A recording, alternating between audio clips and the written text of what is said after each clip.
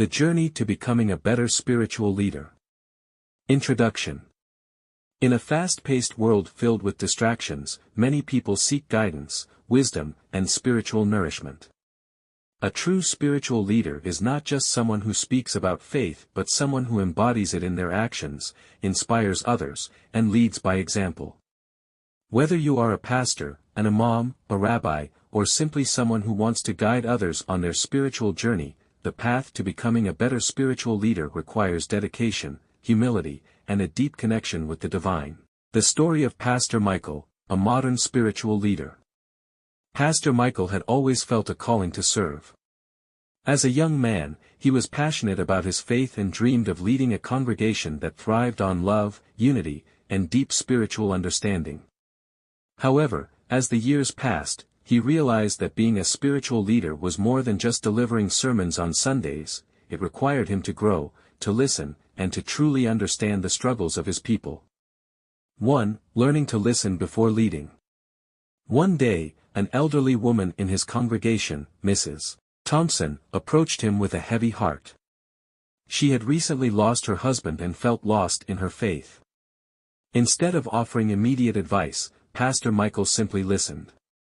He realized that true leadership comes not from having all the answers but from being present for others in their struggles. This moment changed him. He started spending more time in one-on-one conversations, offering a shoulder to lean on rather than just words from the pulpit. He understood that people don't always need solutions, they need someone who truly hears them.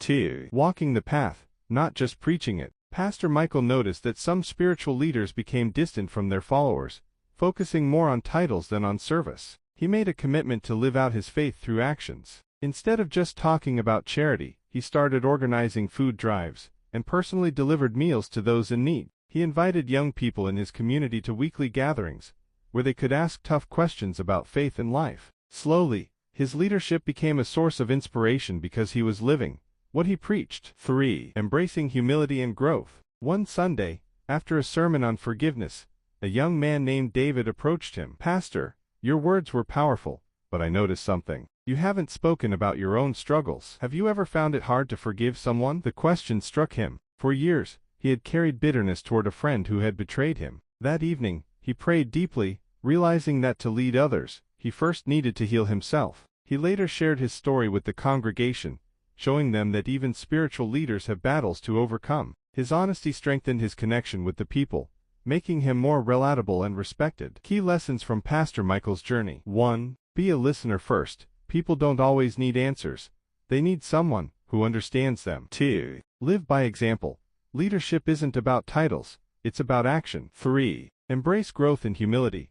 A true leader acknowledges their flaws and continuously seeks improvement. 4. Stay spiritually grounded. Daily prayer, meditation, and study strengthen your faith in leadership. 5. Empower others. A great leader doesn't create followers, they inspire more leaders. Conclusion. True spiritual leadership isn't about power or recognition, it's about service, humility, and faith. Just like Pastor Michael, anyone can become a better spiritual leader by listening, leading with action, and continually growing in their own faith. The journey is never easy, but for those who walk it with sincerity, the impact can be life-changing. What kind of spiritual leader do you want to be?